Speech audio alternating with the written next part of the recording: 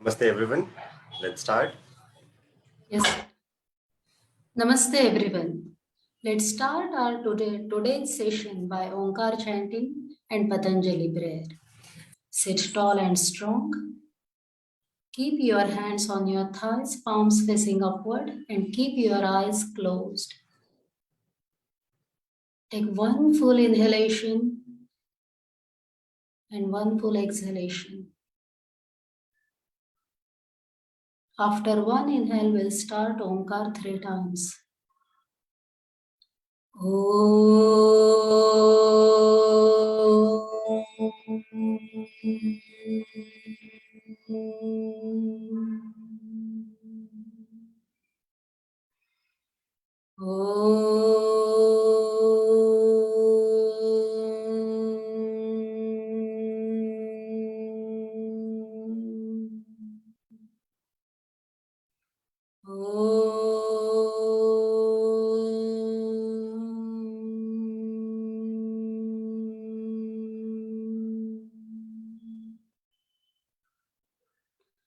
Join your palms at the center of your chest for Patanjali prayer. Yogena chittasya padena vacha malam sharirasya cha vaidyakena yopakarottam pravaram muninam patanjalim pranatosmi आबाहो पुरुषाकारं शङ्खचक्रासिधारिणं सहस्रशिरसं श्वेतं प्रणमामि पतञ्जलिम्. Rub your palms on each other, make them warm enough. Keep them on your eyes first. Slowly and steadily open your eyes and your palms. See the light through the darkness. Slowly and steadily open up your fingers and join your palms at the center of your chest. Hello everyone. I am Prajakta Bharadwaj, student of Swasti Yoga Center. I welcome you all to the Global Yoga Festival, initiative taken by Dr. Vikas Sothe and Dr. Shvetambari Sothe. We, the Swasti Yoga Center family, are celebrating the 75th year of India's independence through the Global Yoga Festival, where 75 global yoga and spiritual leaders give speeches and share their views on various topics. Swasti Yoga Center is also providing a platform to young people and tomorrow's leaders to share their thoughts too. This program is taking place on every Saturday and Sunday at 6 p.m. IST. Today I welcome World Yoga leader, member of World Parliament of Spirituality, founder of various yoga organizations worldwide, author, professor Yogi Bhaskar Nath, also known as Yogi Andre Riehl. His full name is Andre Riehl. Yogi Andre Riehl has been practicing yoga since he was 11 years old. At the age of 24, he traveled all over India to study classical as well as tantric yoga practices. He was very touched by his meetings with J. Krishnamurti and Sri Anandamayi Ma and learned aspects of the inner path. He is also disciple of Chandraswami, an ascetic from the Brahmanic lineage of the Udasins. Back in France, he studied yoga from 4 different schools. He is the author of Les Princes des Forêts, a French adaptation of Ramayana, and 2 CDs of Sanskrit chanting, Mantra Sadhana and Vakya. He is the translator of different books on inner quests. He was nominated for the president of French Federation des Yoga Traditionals in 1992. He runs 7 yoga schools in France. There are various feathers in his caps. I'm enlisting few here. He is founder of the Study and Retreat Center, France, International Network for Nidra Yoga in various countries, International Internet Teaching Network. He is the member of World Parliament of Spirituality India, founder of China Nidra Network, member of IYA, Indian Yoga Association, and many more. He is also the member of the Communication Board of the European Union of Yoga. He is Yoga Ambassador for the United Nations. He also works for International United Consciousness NGO. I welcome our today's guest lecturer, Yogi Bhaskar Nath, and request him to take over the session. Welcome, sir.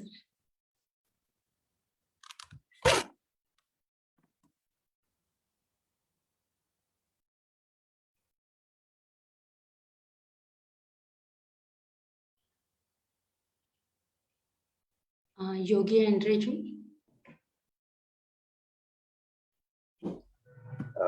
Andre ji, are you able to hear us?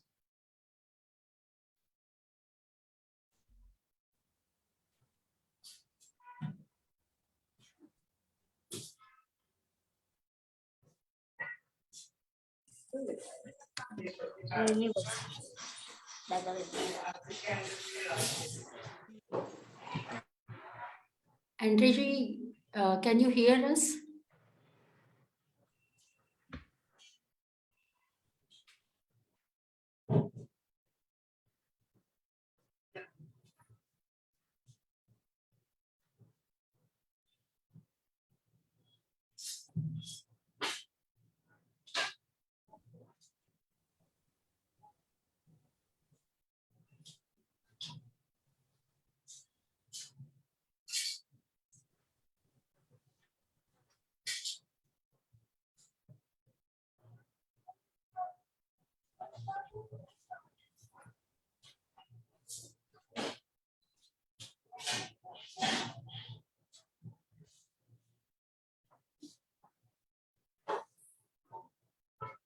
I think there's some.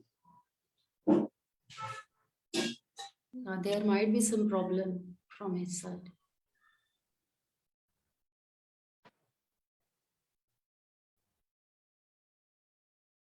Might be some connection issue.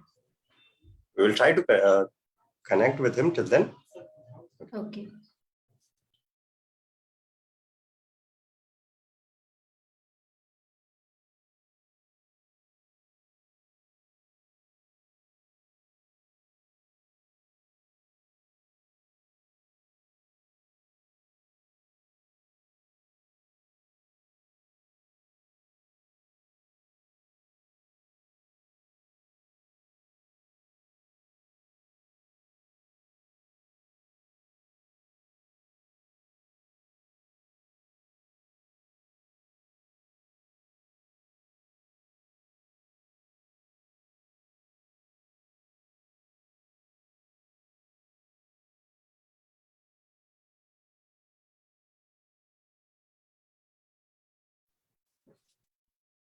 Yes, so Andre ji would be joining in a short while.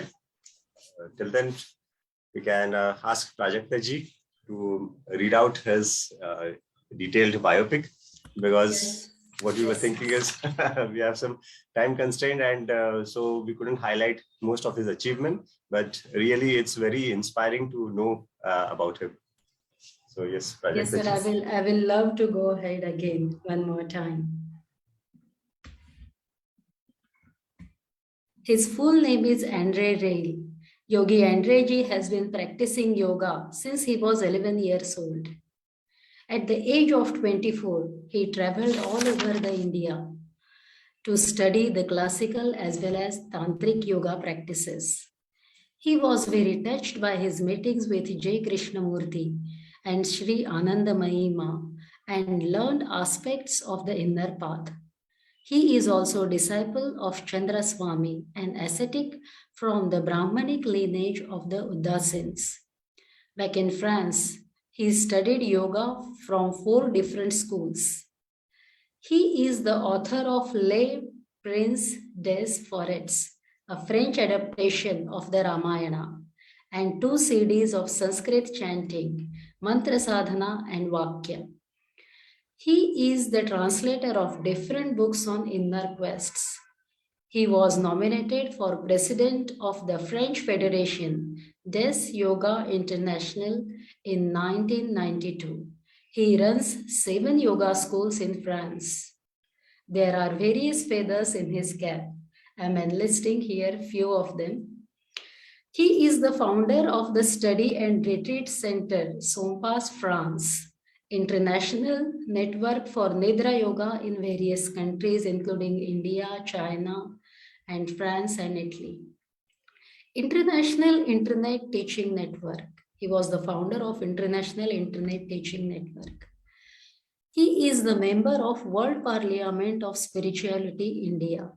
He is founder of China Nidra Network. He is member of IYA, Indian Yoga Association, and many more. He is also the member of the Communication Board of the European Union of Yoga. He is Yoga Ambassador for the United Nations. He also works for International United Consciousness NGO. I am again welcoming today's our guest lecturer Yogi Bhaskarnath, also known as Yogi Andre Ji, and request him to take over the session. Welcome, Andre Ji.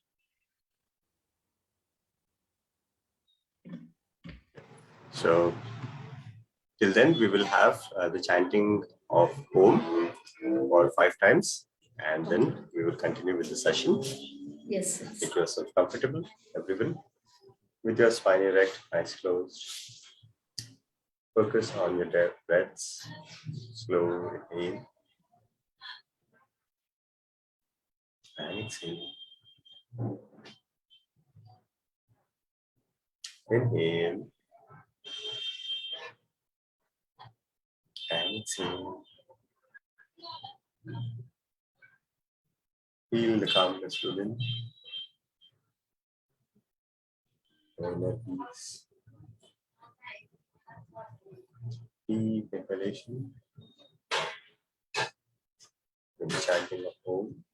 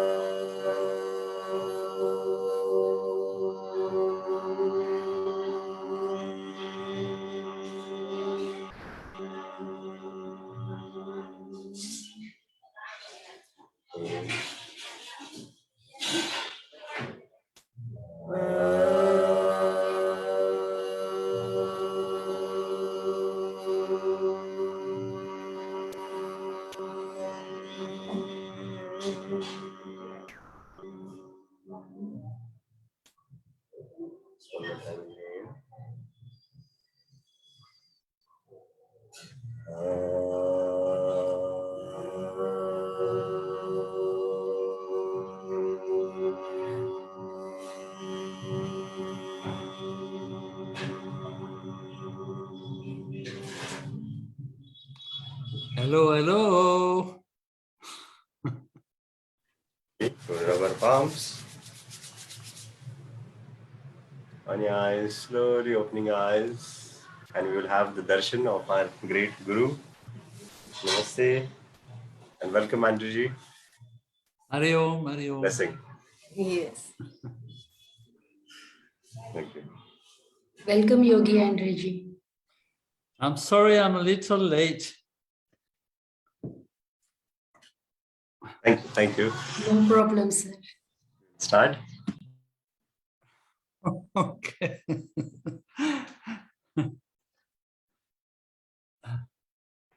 So good evening, everyone in India. I'm talking from France.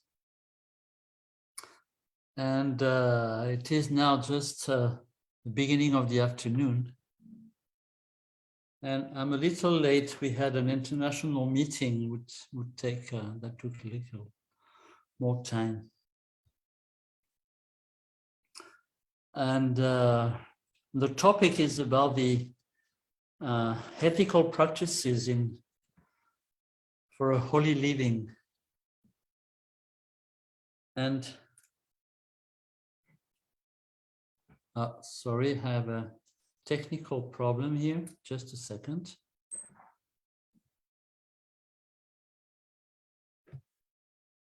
Yeah, here we are. And tu peux le mettre là. Merci.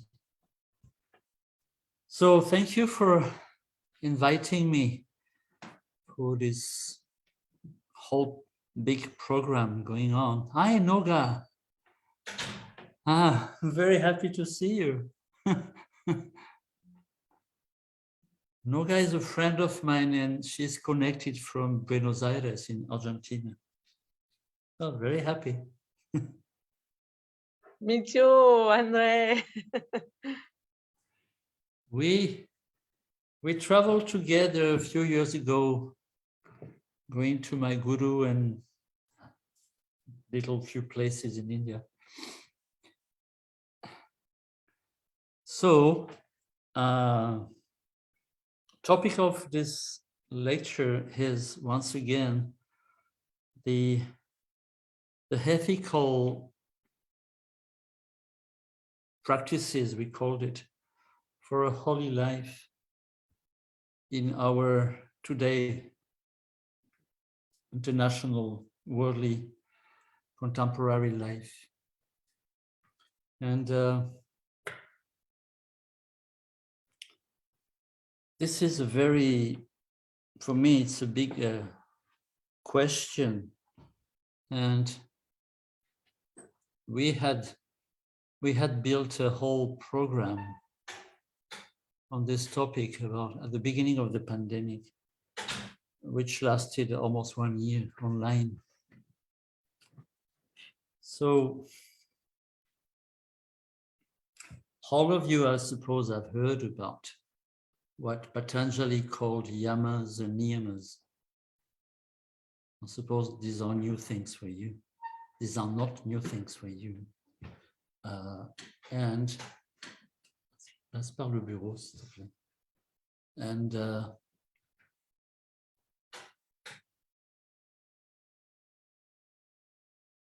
you know, has today become such a short thing, and we mix it up. We mix up yoga and asana. And as far as I saw that, especially in India, but it's all over the world, that we are confused now. We mix up yoga and asana. So that asana has become in the general public,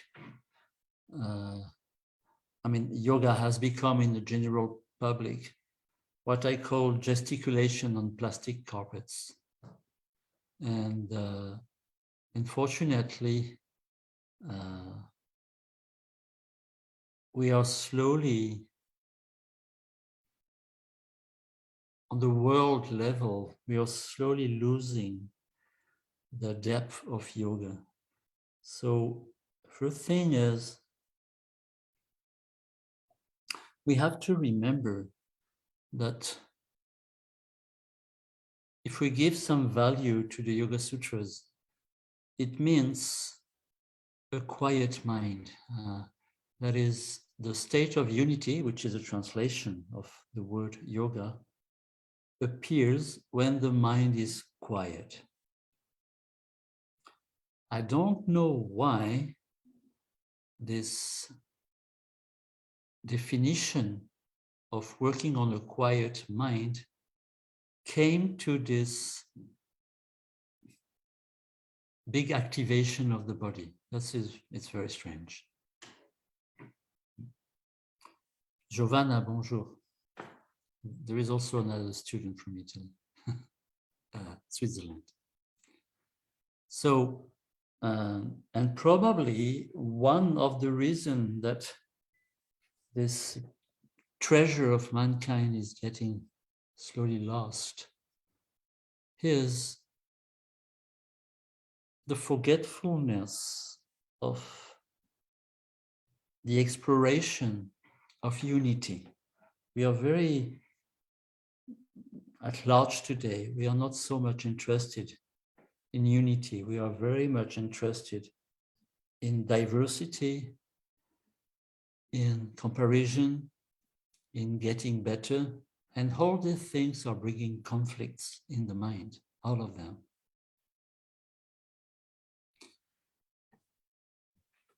When we look at Patanjali, let's say Yoga Sutras, because nobody knows if Patanjali ever existed as a human individual, or if it was a group, or if it was or if Yoga Sutras were writing on several centuries. There are different possibilities of this. So when we look at the Yoga Sutras, they start from this point, which is living a ethical life. And this is very little spread today, because once again, the importance is given to physical activity. I've been studying something called Nidra Yoga, which is not the Yoga Nidra invented by Swami Satyananda, and that's another tradition. So I've been studying this for the past 57 years. And we are referring to another text, which is called the Jabala Darshan Upanishad. And the Jabala Darshan Upanishad gives 20 yamas and niyamas, 10 yamas and 10 niyamas. It will not be possible to go deep into each of them. As if I well remember, I have only 40 minutes here. That's it. Who is the organizer? Prajakta, are you the organizer? Yes, sir. Are you the person in charge of this? Yeah, she is the host. Yes, sir. Okay. So if I well remember, I have about 40 minutes. Am I right? Yes, sir. Yes, sir. So within 40 minutes, it Sir, won't but we will like to hear you more. You don't have to bother about timing. It's our privilege to listen to you. You are a gourmet. So anyway, so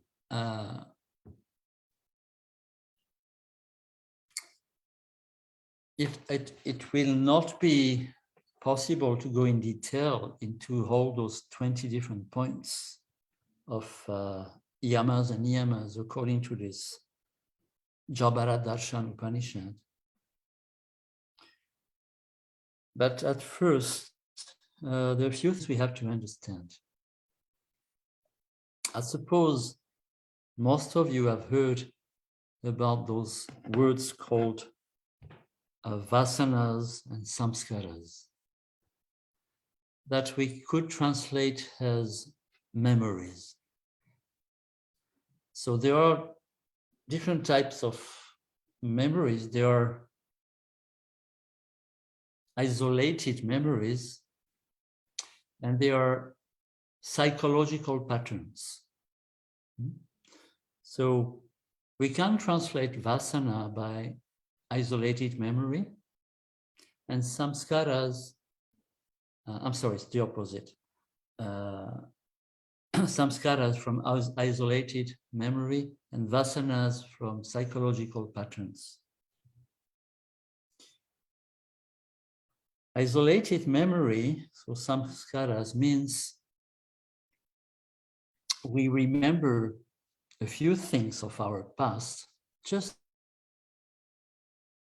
so we have some physical memories, we have some emotional memories, we have some mental memories, we have some social memories, and most of them are forgotten. But they still remain into our, what we call subconscious, what you call in Sanskrit, swapna, which is not only dreaming, but it has to do with the movement of the memories are coming into what we call the dreaming state. Now, it was discovered that we are constantly building memory. That is, right now, we are building memory. Because this right now has a quality of immediacy. It's very, very short in time. So the next second, it's already a memory. So for example, when you listen and I am speaking, whatever word comes after the previous word, that builds a sentence. A few words are building a sentence. And this sentence you perceive might not have the same meaning of what I mean. You understand this? Then what makes the meaning of what you hear is the memory. That is, your memory is kind of translating what you hear. So I say, could have, let's suppose it works very well. Let's suppose I say precisely what I mean. That's one point. But on the other side, there is little chance that what you hear and what you understand is what I mean. You follow that? What is going to build your understanding is your memory. Before going on, I have a request here. I would like that every one of you put your camera on. It is not easy to speak to words because your names are written. So can you please put your camera on, everyone? I will wait for you to do it. I request to all the participants to please switch on their cameras and mute yourself. Thank you. Thank you, Luanda. And hello. Yolanda Yosila, can you put your camera? Everyone, please put your camera on. This is not fun for me, talking to a black screen. Are you ashamed? Ah, thank you, Martin.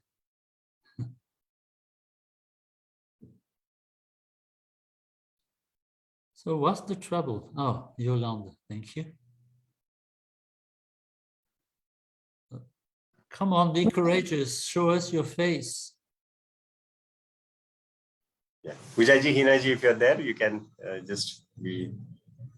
Yeah, great. Hinaji is one of our faculty members. Thank you, Ina. Thank you.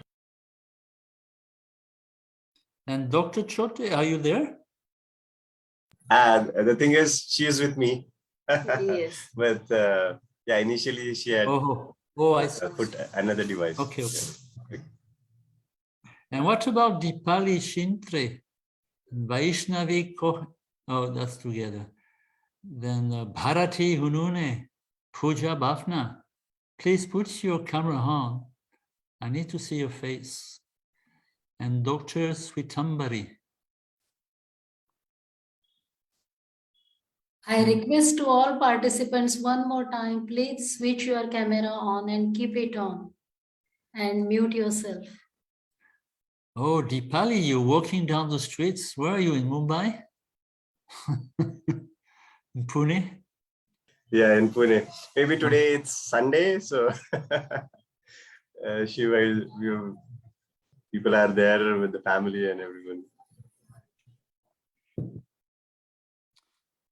So I see there are still some shy people. Bharati.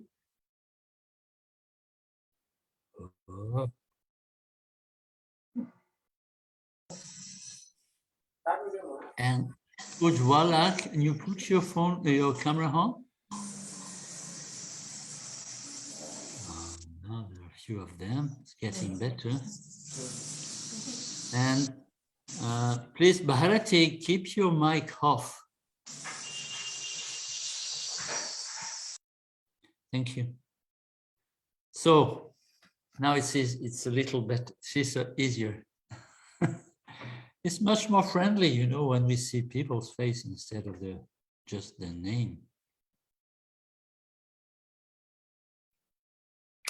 So let's go back.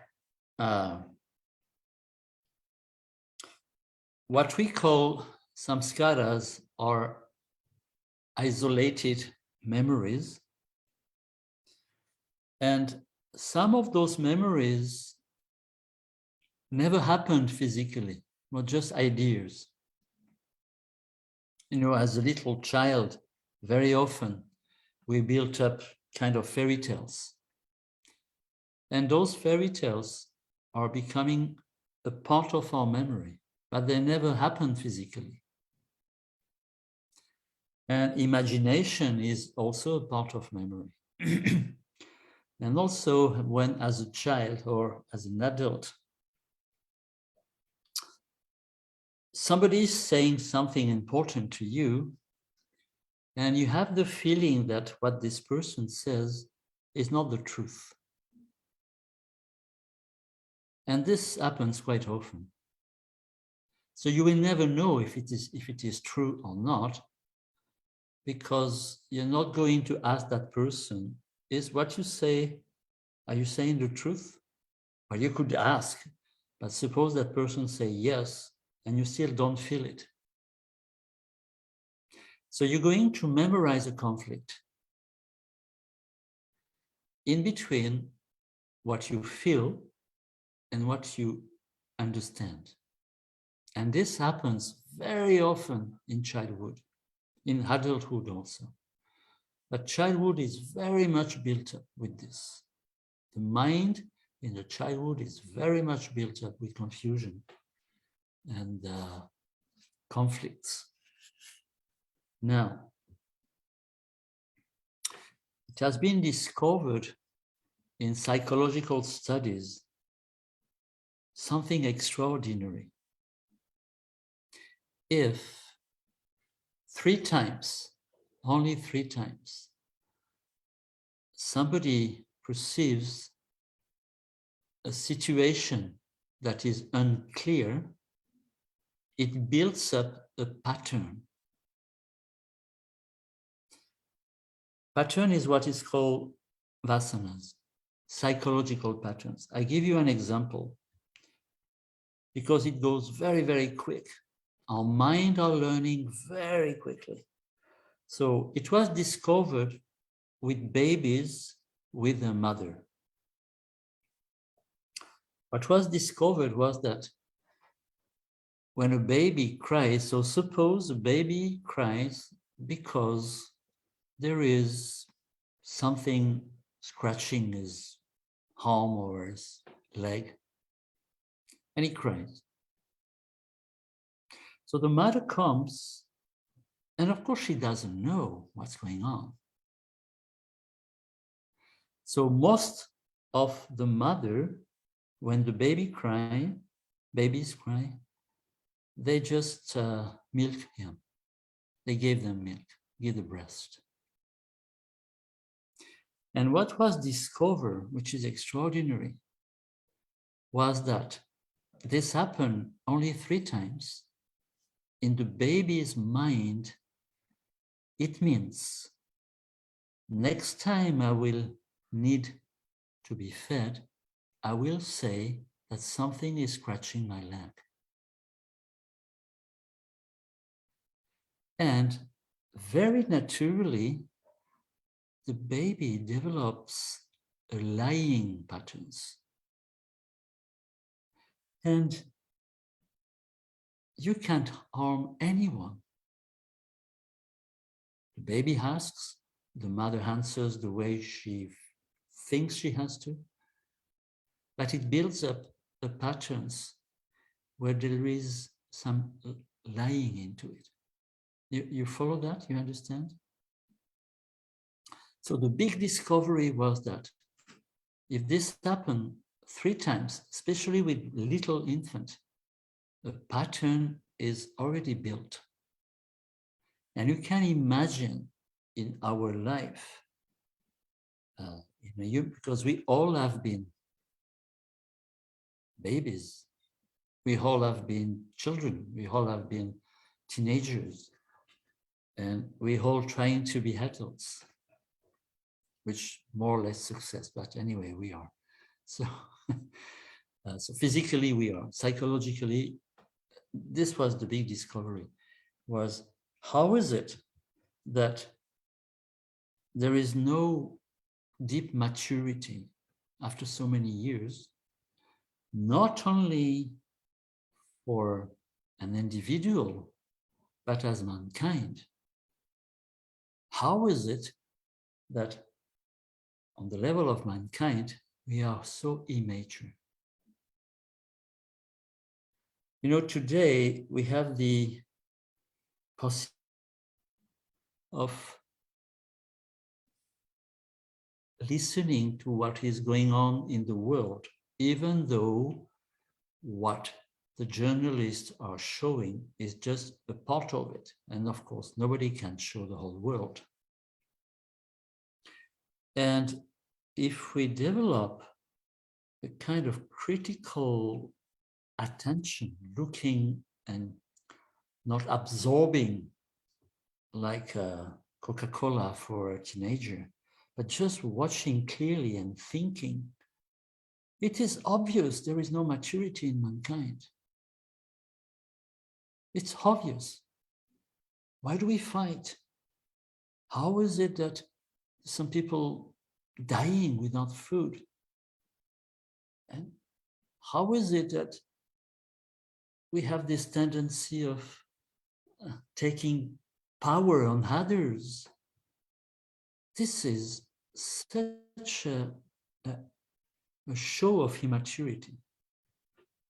And we, of course, have the tendency to criticize others. We say others are not good.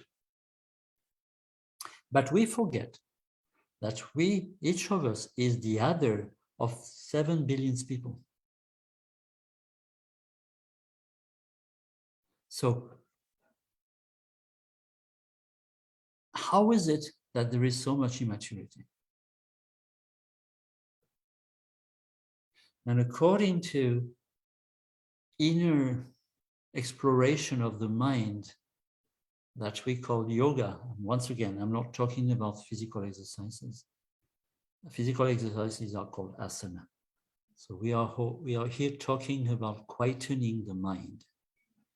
So when exploring why there is no quietude in the mind, we discover that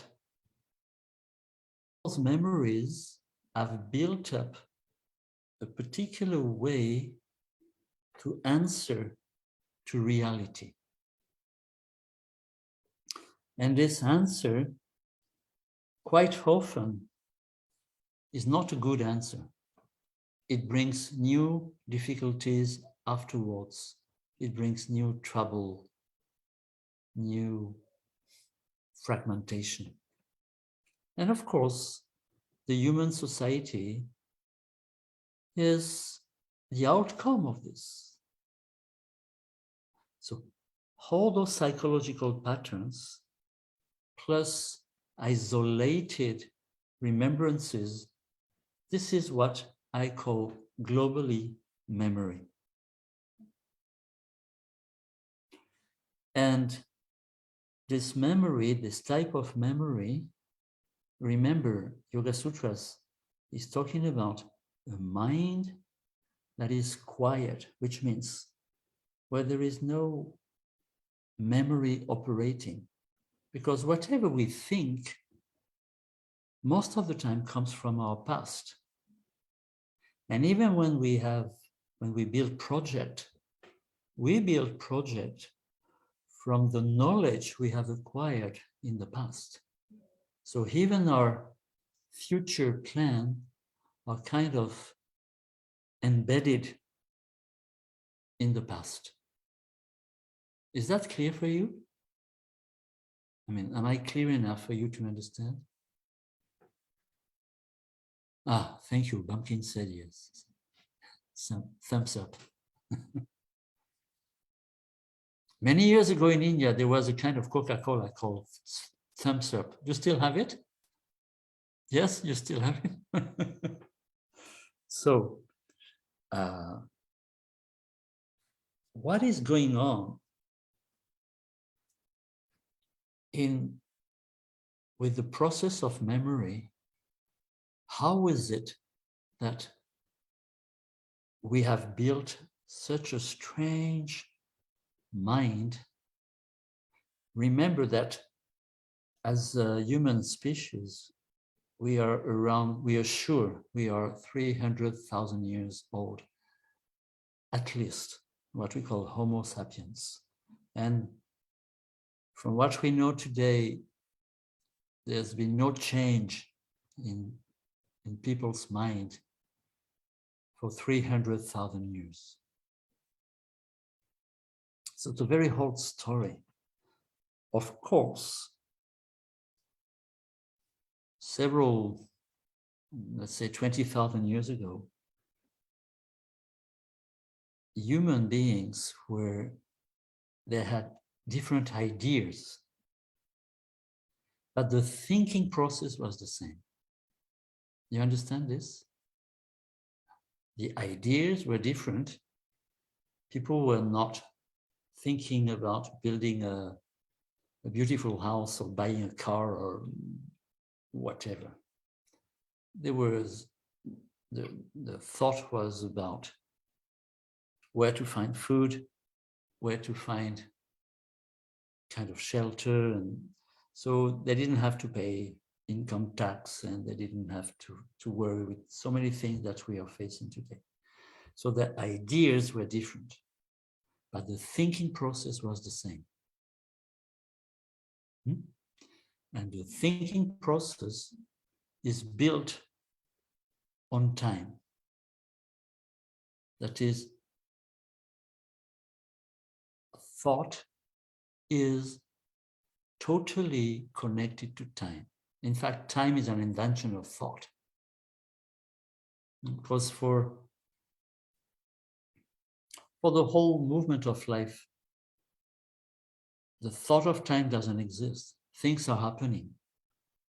But for human being, time is a very important part of our life because thought has invented it. Life is a movement, but thought has invented that there was what we call in Sanskrit karma.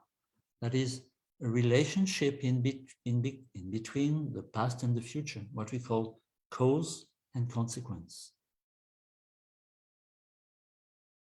Is it so? We never question this. We take it for granted. And the reason why we take it for granted is because when we are facing most of the time only a difficulty, we question ourselves, saying, what happened in the past for this difficulty to come now? And when we have no answer, we turn to what we call God. We say, God, what have I done wrong? So we're always looking for the causes in time, in the past. And this is typically the process of the human thinking. When Yoga Sutras are talking about quietening this, is not only quietening, but stopping it. What does it mean?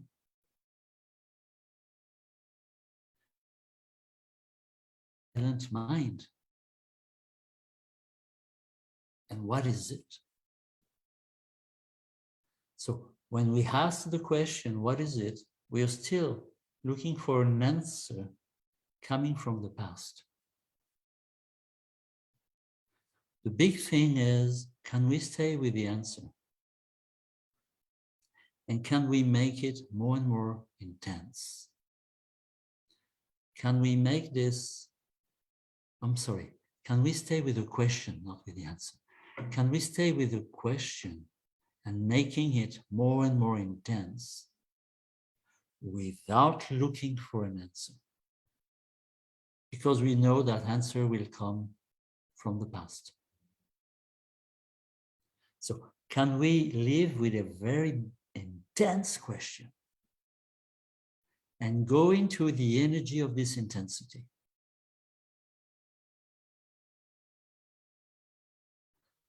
This is what yoga is about. Now, when we go into this intensity,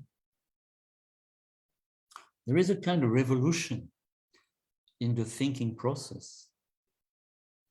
And there are many activities happening. So at first we identify them with isolated memories. And then it becomes more and more obvious that it is psychological patterns that do not belong to me. They belong to mankind. And not to consider that the psychological patterns are mine. They are not mine. They belong to, let's call it Homo sapiens. And we are the rest of whole mankind.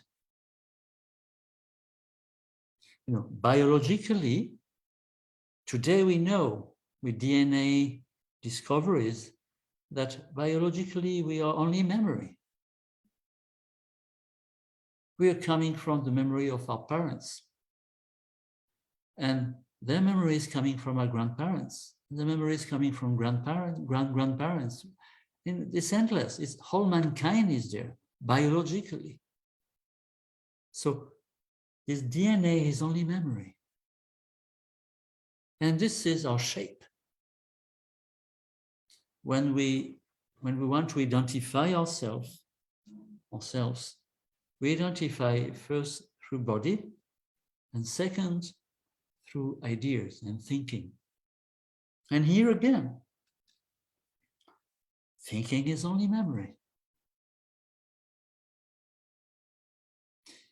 The education we received from our parents or from our teachers is memory. We memorize it.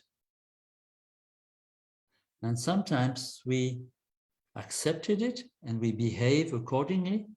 And sometimes we refused it and we behave the opposite way. But even if we are very rebellious, it is still memory.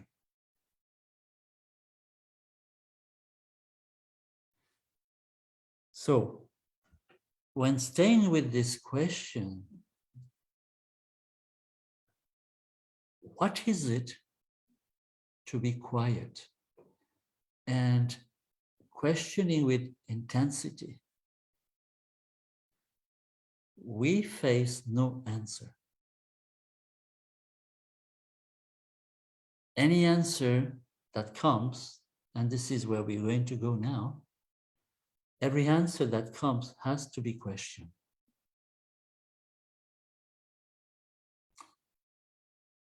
Because if I have a deep urge for a quiet mind, and remember once again, quiet mind is the definition of the state of unity according to Yoga Sutras. That is, quiet mind is yoga, not as an exercise, but as a state. So staying very intensively with the question, we very easily realize that whatever answer shows up, it comes from memory. And it will not solve the question. It will not bring peace of mind. It will not bring a quiet mind. Now, there are two things that appear when we question how to be quiet. We see that there are some patterns that are reducing the conflictual movement of the thinking. And there are some other patterns that, on the opposite, are increasing them. So the idea comes that it might be good to reduce what brings conflict and to develop what brings quietude. At first, this is what comes. And this is what yamas and niyamas are. Sometimes they have been misunderstood as kind of morality that we have to match with, that we have to follow. This is what religions are based on. Religions say, you do what we tell you and everything will be fine, especially when you die. And then politics are saying the same thing. So you do what we tell you and everything will be fine before you die. But both of them are asking people to do what they are told. Now, here we are talking about ethic and not morality. What Yoga Sutras have listed, or also this Jabara Darshan have listed, are always into two different, they're showing two different patterns. What has to be reduced and what has to be developed. I remember, that's a long time ago, well, 50 years ago, I had to become a monk. I had to take vows and 45 years ago about. And I remember that I was living in the Himalayas at that time, and for receiving the robe, we needed to take 212, I don't remember very well, vows. And among them, half of them were things that we had to do and other things, or we have to develop, and other things we have to reduce. But it was a big, big number. So when Patanjali, when Yoga Sutras are pointing this, they're talking about 5 things to reduce, and 5 things to increase. But let's go first in the meaning of these two words, yamas and niyamas. Some of you, you're from India, you might have, I don't know, studied a little of Sanskrit or a lot of Sanskrit. And these words have, of course, several meanings according to the context. But yama, for example, I'll give you a few let's say, definition. And remember again, definition is something that defines an understanding, which always means that limits the understanding. So we have to go very deep into the exploration of the meaning of the words so that they don't limit our understanding. So definitions do limit our understanding. So anyway, one of the very well-known meaning of yama is to restrain, to suppress, and to control oneself, self-control. Now we have to ask ourselves, who is within us the restrainer? Who is the controller? It is about controlling the self, self-control. Who is the suppressor? It's a very important point that we, most of the time, we never question in yamas and niyamas. Who is the king of this thing that I call me? Who is the ruler?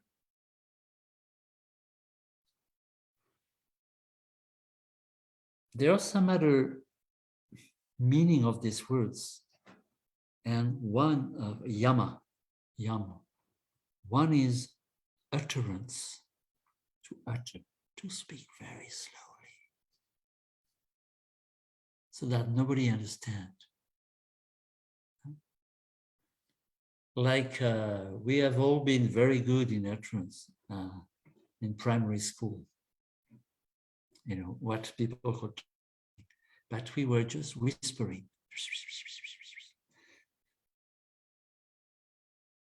It was a good time. We still face that sometimes as yoga teachers. Students are whispering in the corners. So utterance, that is saying like a secret. So who in human being, who is telling secret? What is it within us that tells secrets?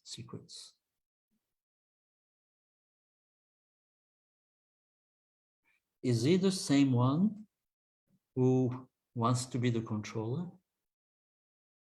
or the restrainer?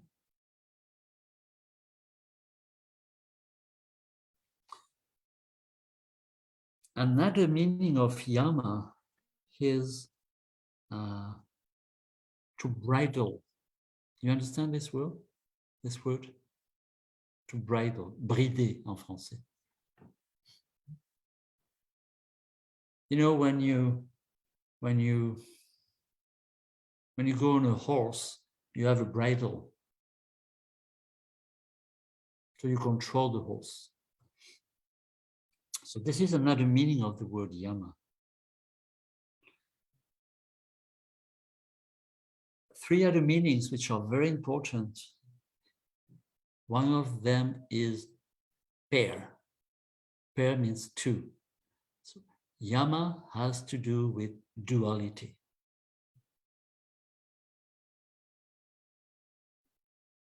Maybe in Hindi it has the same meaning. I don't know. Yama means double, two. And now comes two extraordinary meanings. The first is yama. The key, you have to understand a tool that gives access to openness. And the second meaning, which is completely opposite of yama, means the driver, the one who controls. So this word is quite deep in many different meanings. You have to explore them, to inquire into them. You have to study by yourself what all that means in your sensitivity.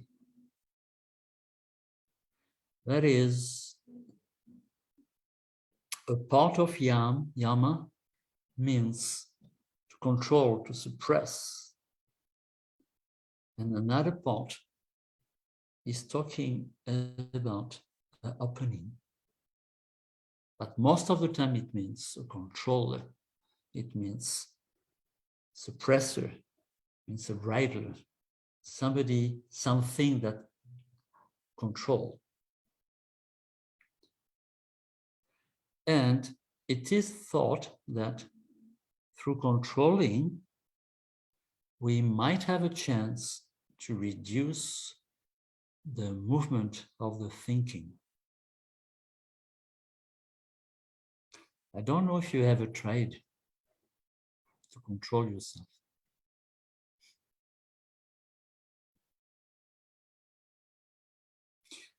This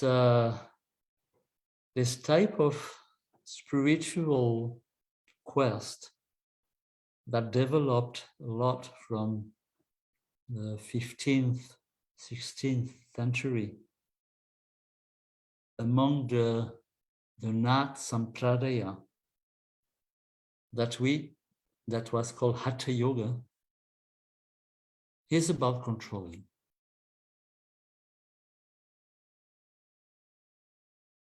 I think among the so large number of yogas, I think it is the one who has so much developed the controlling,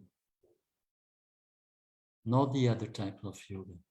I'm talking about the Hatha Yoga coming from the Nath Sampradaya, nowhere else. Now, let's go to niyama.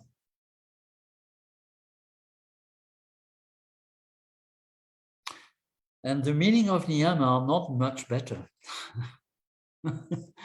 They mean almost the same thing. So one of them is observance. Not to observe like the meditation state that perceives, but to observe means to do once again as we are told to do.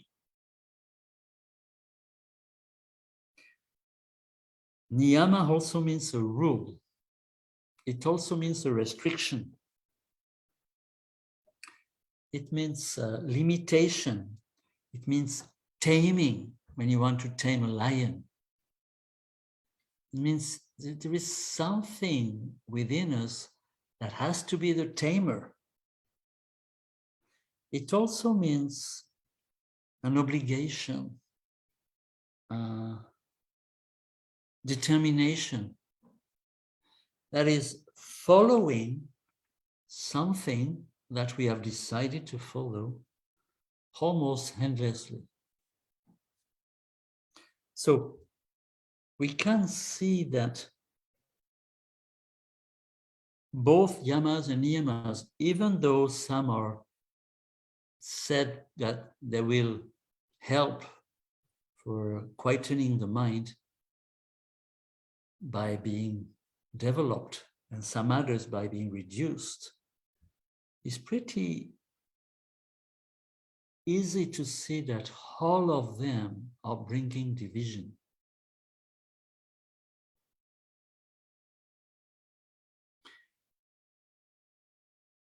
They don't bring unity.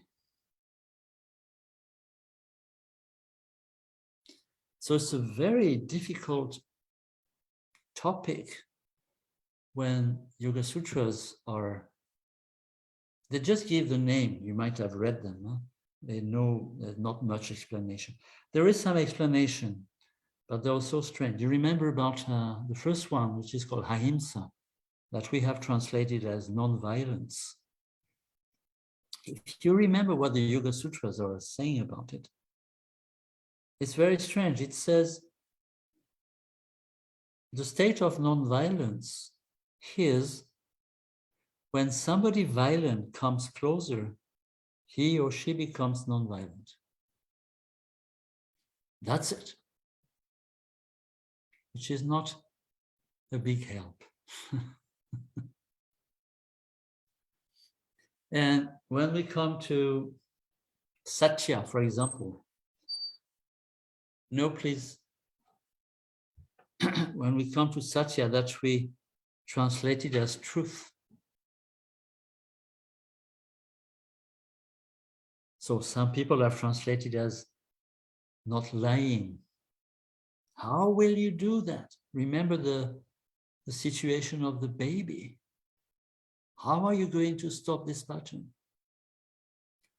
I know this lecture is recorded and we might not be very proud, but still, we all are lying since long.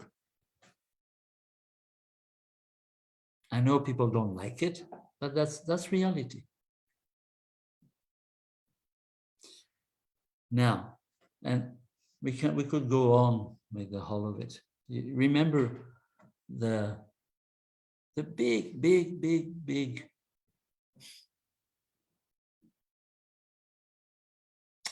problem in the thinking, the big conflict that Brahmacharya brought.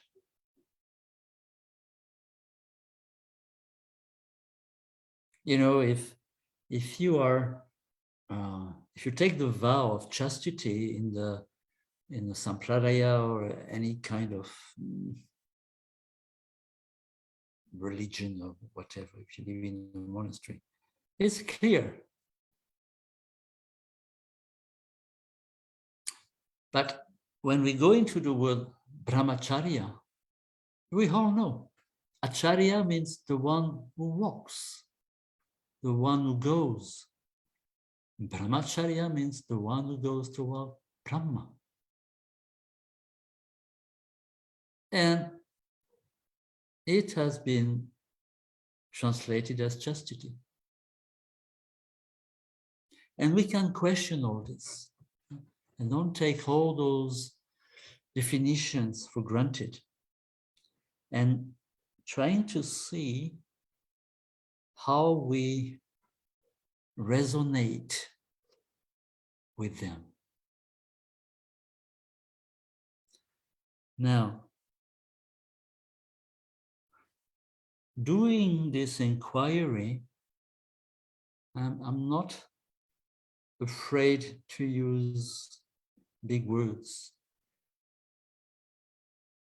Within us will completely change the world for a much better life.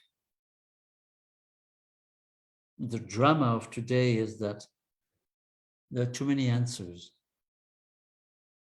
And we are facing difficulty because we have to choose, like in a supermarket. There's so many different kind of marmalades. You have to take one. So we are about in the same situation. There's so many answers constantly, everywhere. Everyone saying what you have to do, what you shouldn't do. But the yoga has to do with questioning my certainties, questioning my beliefs, questioning my habits, questioning everything that I take for granted. It very simply by oneself. When we do that, there is a few discoveries. Discoveries are not intellectual understanding. They are in intense perception, they are intense sensitivity, because they have the taste of obviousness. It's absolutely obvious. It is the same like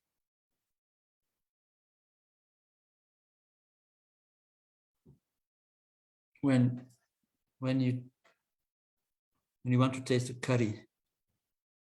So you can ask to dozens of people, how does it taste?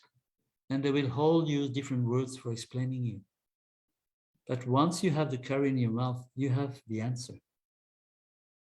But what is extraordinary is that the answer that you have, you cannot express it. There's no words.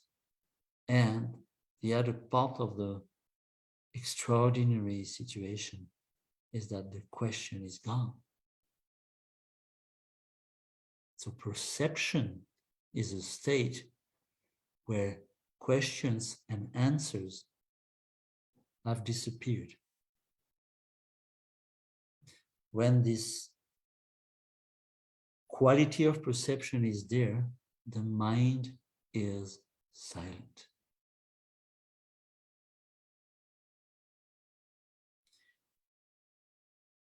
Silent mind is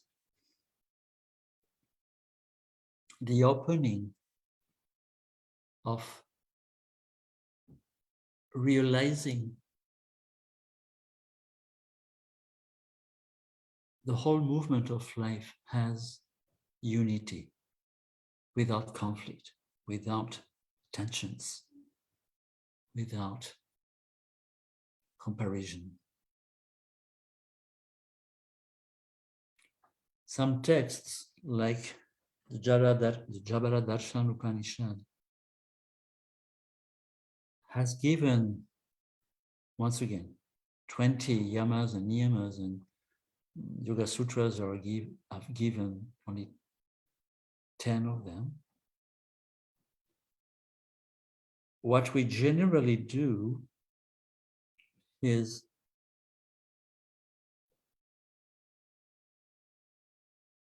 trying to give a meaning to these words. And yoga is not that. Yoga has a practice, sadhana. Let's say yoga sadhana is not this. Yoga sadhana is exploring for finding out the origin from where yamas and niyamas were said, were told. It's an exploration into the origin from which understanding is coming from, and not analyzing the understanding, which is a big difference. You understand this?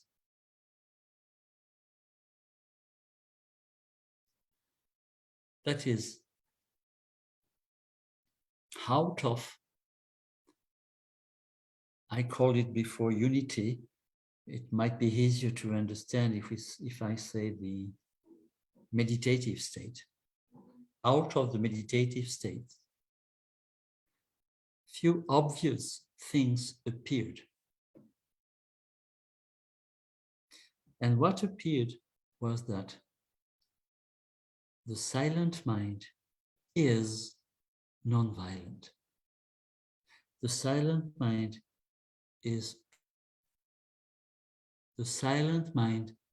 doesn't acquire, aparigraha.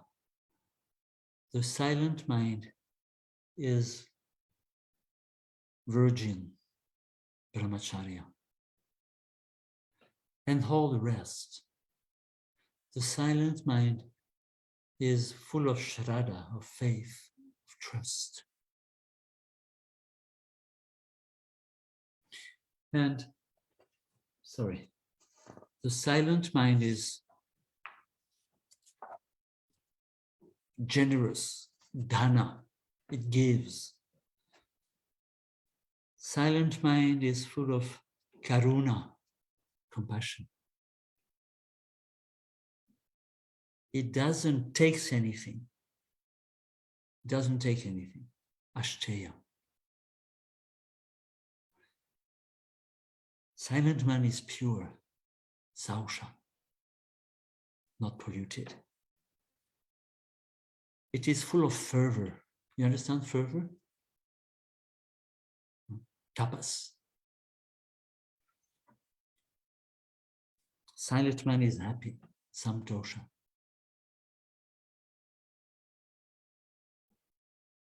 Silent mind is aware of the existence of the universal state of unity, what you've called Ishvara. Ishvara Pujana or Ishvara Pranidhana, as they say in Yoga Sutra. Silent mind is listening. Shravana.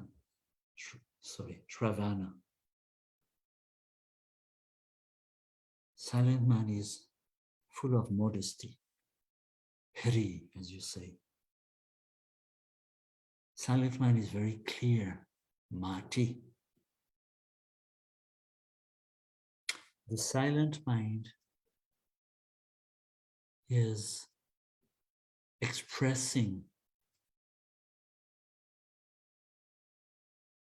silence in the mind of others, which is the meaning of mantra.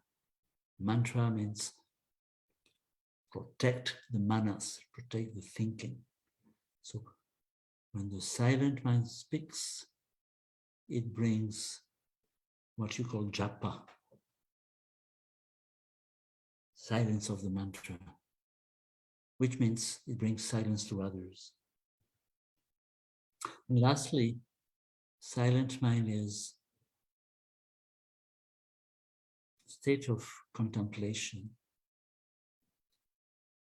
dhyana. So all those different points, we could add some more, but this is from the Jabara Upanishad. What has to be clearly understood is that those yamas and niyamas are the expression of a quiet mind. Now, the big question is how to quiet the mind.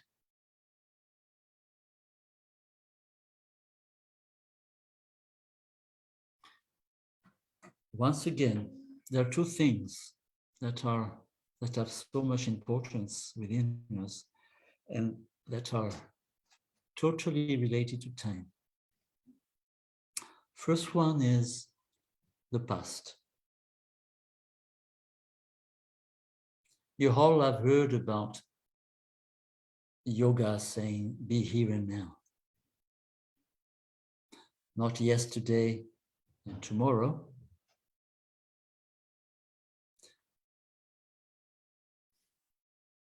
And not into any other part. Be where you are.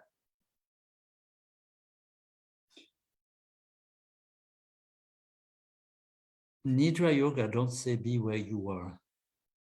Nidra Yoga says be what you are, not where. Because there is no where. What is the place where we can define ourselves? There's no place. We are wanderers. We are in movement, always. Right now you're at home, but in a few hours you'll be somewhere else. And if after a few hours you go back home. And we're always on the move. There is not a place where we can stand.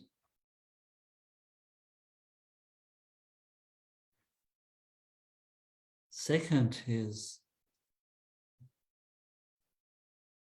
time. There is no time that is steady.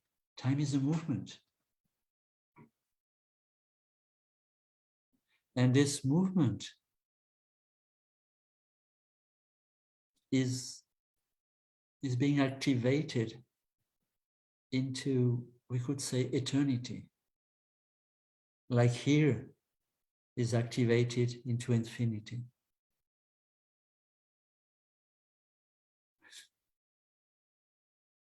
We think that we evolve, for example.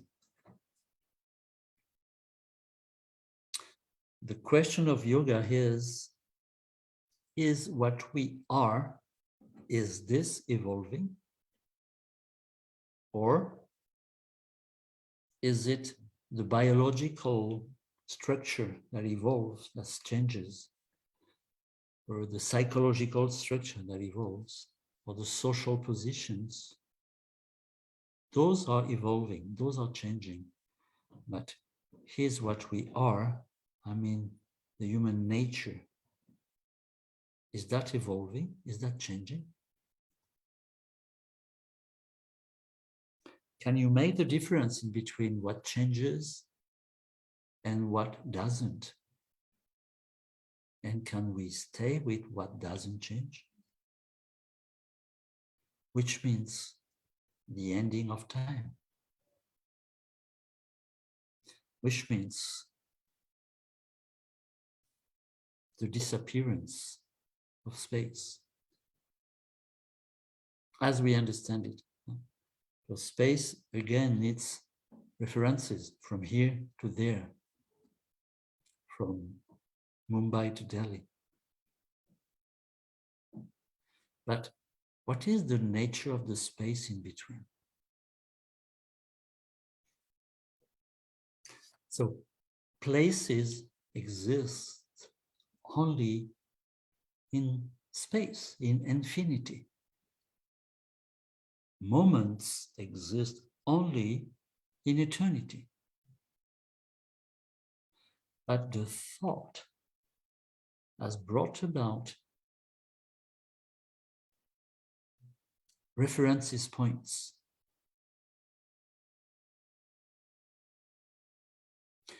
Can we question deeply into the nature of what we are in terms of space, let's say infinity, and in terms of time, let's say eternity? Can we go into this and we inquire into this? This inquiry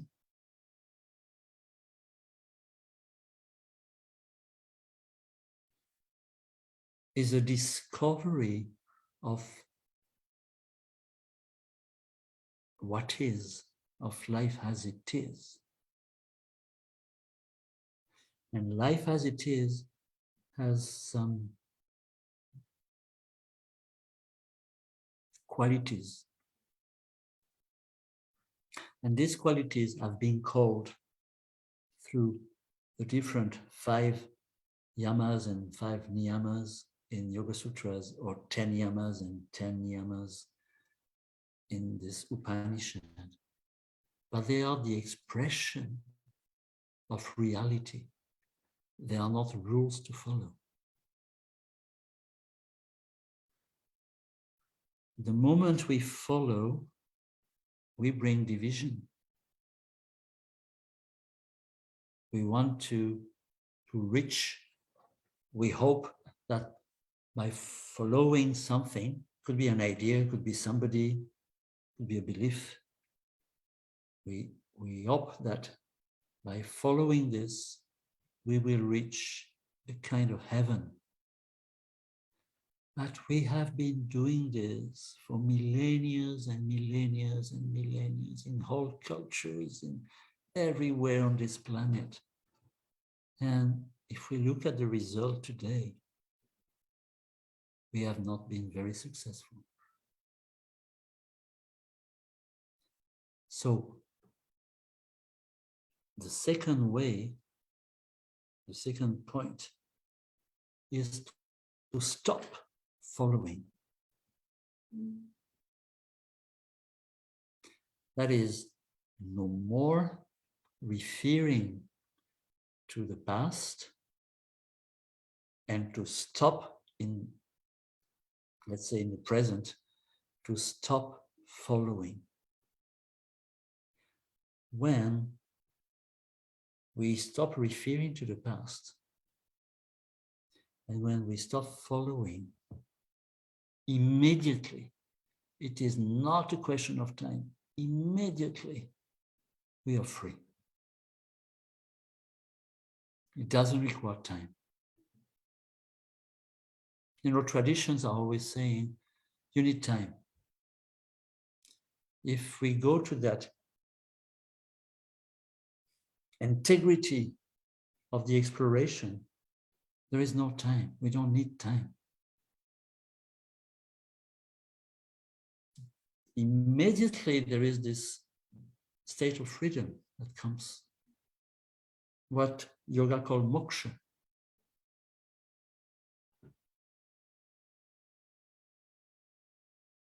So we have to be careful with this. Once again, it is not yamas and niyamas are not ideas to follow. They are points to question for discovering what is it to have a ethic life. And when this natural ethic spread, then our life is holy. Our life is sacred. It's not only our life, we just discovered that life is sacred. And we can no more bring trouble. This is not possible. Not because that we want, but because it doesn't work anymore. So once again, when this exploration is done without any compromise, questioning every answer again and again and again and again, until the following movement of question and answer stops and the mind is silent. This silent mind has qualities. When those qualities are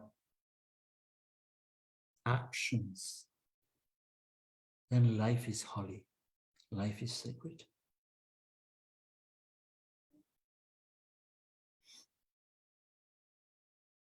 I think it's enough.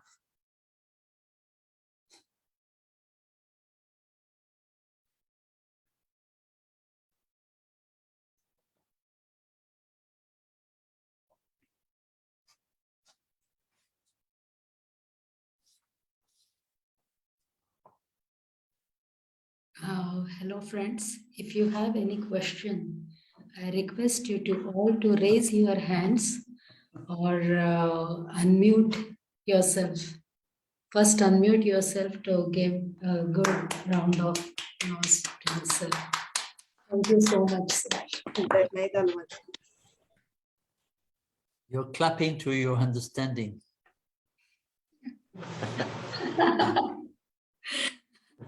Not really. Namaste, Andreji. I beg to differ with you that your presentation is asking a lot more questions, because you have brought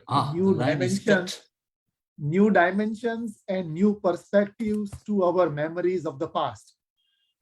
So all of us, I'm sure, at least I'm going to have lots of questions, and I'm not going to get answers.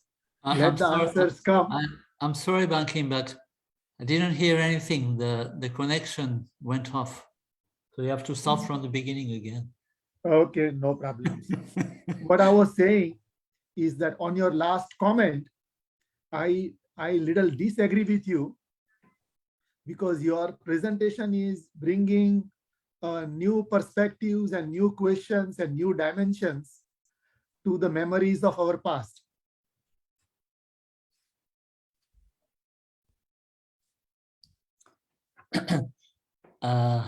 It doesn't matter if you agree or disagree.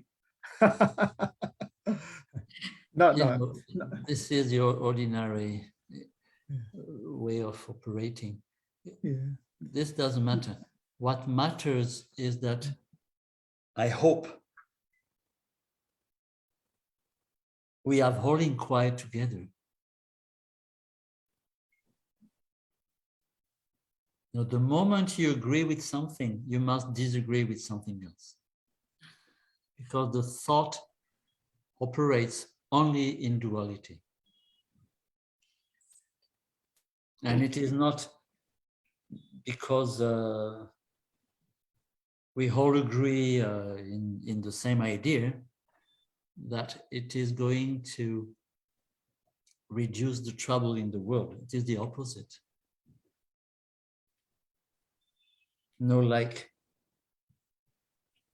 nationalism. This is an agreement on an idea only. And we can see the outcome of this. It has assassinated millions of people, and it is still doing. So agreeing or not doesn't matter. We can have a cup of tea together, and that's it. Chai. I request to Dr. Vikas Sothe to do virtual felicitation and to have few words and note of thanks. You want to felicitate? Sir, it's a virtual felicitation. It's just sharing, giving a thank you note from ourselves to you. Just a small token of love. Okay, then I go for lunch. Yes, sir, definitely. Oh, So, namaste. Andreji, we are kids, we are your kids. And when I was hearing all this thing,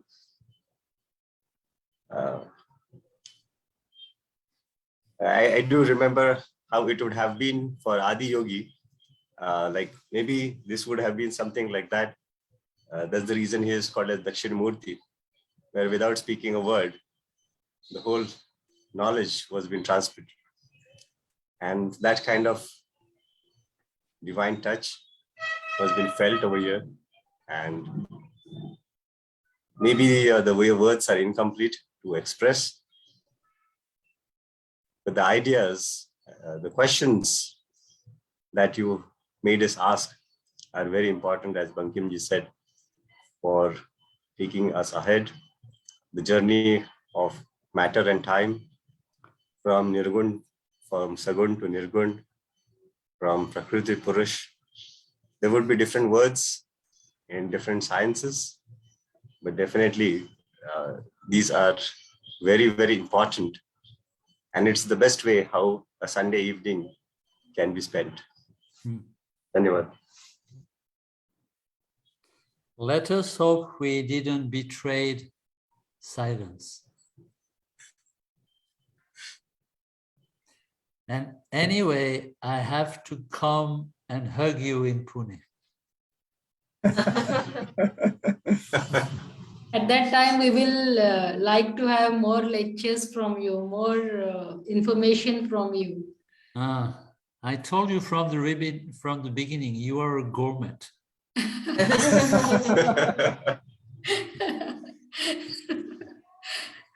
So I thank you, everyone, and please let me go. So much, sir.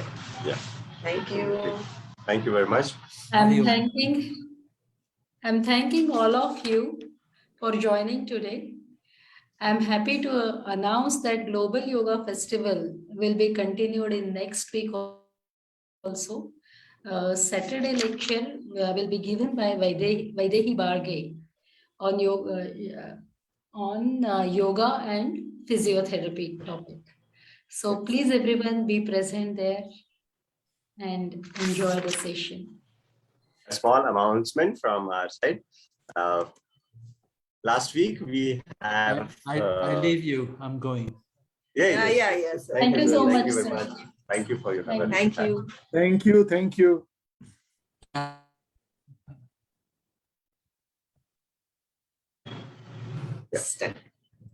So a small announcement that we're very happy. Last week, the book Yoga for Business Ethics was launched globally, and we are very happy to get the kind of feedbacks and blessings of many of our gurus, many of our colleagues and students also. And we are happy to announce tomorrow is Ratha Saptami, and on that occasion, we are coming up with another book, which is co-authored by my daughter, who is 6 years old. And the name of the book is Peppa Pig's Surya Namaskar Party. So we are celebrating the so-called birthday of Lord Sun with our kids. So we do request and we do have all your blessings. So, thank you very much. Thank you. Over to Prajakta ji. Thank you so much, Vikas sir. And now we will chant Shanti Mantra. So sit comfortably, Sukhasana. Roll your shoulders back, keep your spine tall, and join your hands. Close your eyes. Take one deep inhale and exhale. Take one deep inhale.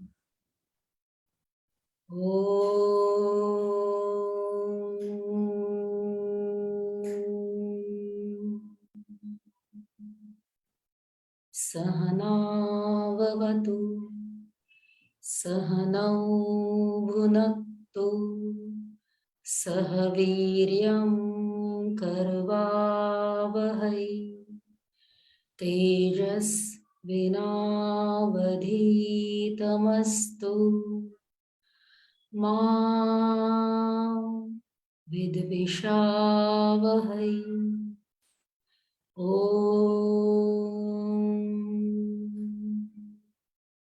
Shanti, Shanti, Shanti. Take one deep inhale and exhale. Rub your palms on each other. Make them warm enough and keep them on your eyes first. Give all warmth to your face. Slowly and steadily open your eyes and see the light through the darkness. Slowly and steadily open up your fingers. Join your palms at the center of your chest. Thank you so much. Have a lovely evening ahead. Yes. Thank you, Prajakta ji. Thank you, everyone. Thank Bye-bye. you. Thank you.